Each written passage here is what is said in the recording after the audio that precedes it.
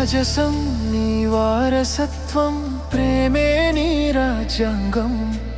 నా ప్రతి విజయానికి నీ ఆశీస్సే అసలైన అర్థం. నువ్వు లేని ఇంటిలో వెలుతురు ఉండదు, నీ చల్లని